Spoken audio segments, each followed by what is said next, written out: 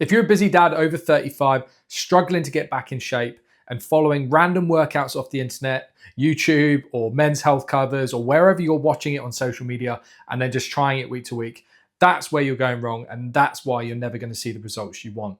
So in this video, I'm going to be telling you my 3 favorite training splits for busy dads, and I'll let you know which one's my favorite and that's got me the majority of my results over the last few years. Just before we get stuck into my 3 favorite splits, let's just cover why training splits or training structure is important, especially for busy dads. You see a lot of people make the same mistake thinking you've got to keep the body guessing, you have to vary things week to week, when actually what you need is consistency and structure and a framework to work with.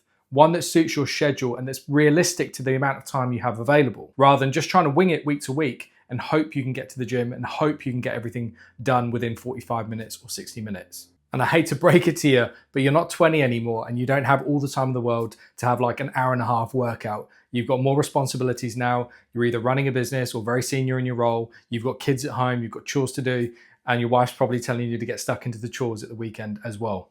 So my first recommendation is push-pull legs. You may have heard of this before. It's often referred to as PPL.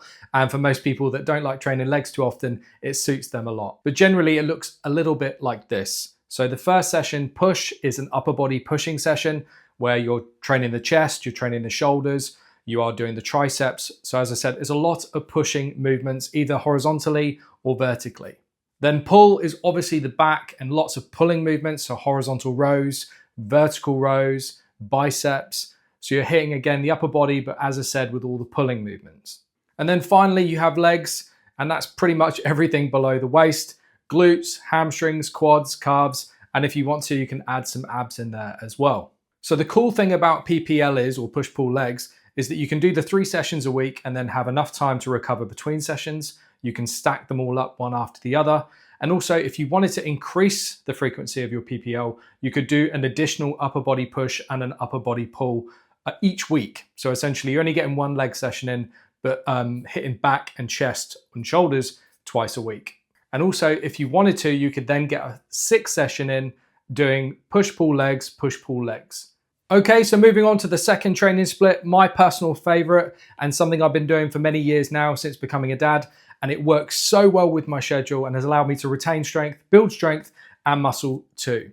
And that is the upper-lower split. And it works so well throughout the course of the week. So Monday, for instance, would be an upper body session. Tuesday would be a lower body session. And when I say those workouts, you're doing all of the upper body and all of the lower body. Different to the push-pull legs, where the push session is predominantly chest and shoulders, whereas with the full upper body session, you're hitting back and chest and shoulders in the one session. Then obviously on the lower body day, you're then hitting all of the lower body. You would then take a rest day in between. So as I said, Monday would be upper, Tuesday would be lower, Wednesday would be a rest day, and then you repeat the workouts again. So you would do the upper on Thursday and then the lower again on Friday. And then that allows you 2 days over the weekend to rest and recover. Or if you want to, like a lot of individuals do, they tend to do some cardiovascular exercise on Wednesday and at the weekend if they're concerned about their VO2 max.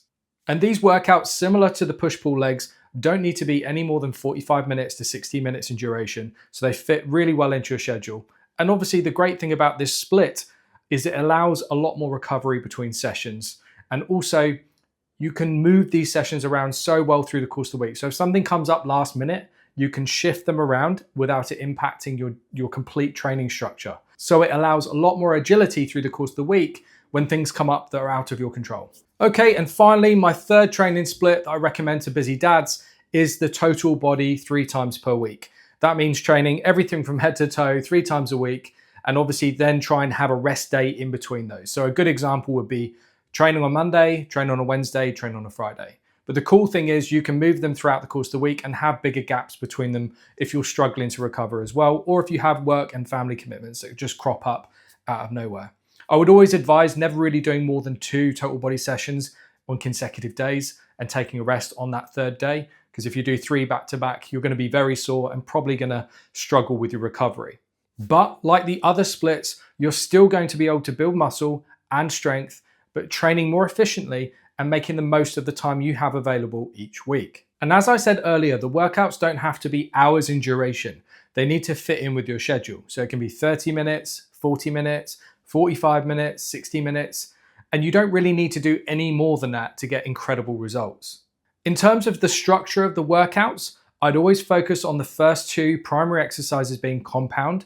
So you're hitting multiple muscle groups in one go and you're getting more bang for your buck in terms of strength training. Then in the second part of the session, I always like to work in isolation in the hypertrophy range. So focusing on slightly higher rep ranges compared to the strength stuff at the beginning, which would typically be anywhere from 6 to 8. And then as I said, as you go into isolation, in the single joint movements, you'd probably do something like 8 to 10 or 8 to 12 repetitions. And then at the back end of the session, if you want to, you could then focus on some more conditioning work with a tricep with a little rest in between. You could do sled push, kettlebell swings, burpees, all that sort of brilliant stuff that keeps you fit and agile as a busy dad.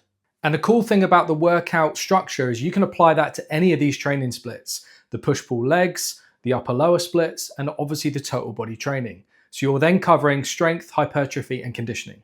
So if you're a busy dad looking to build muscle and strength, I'd always recommend doing the upper lower split over 4 days.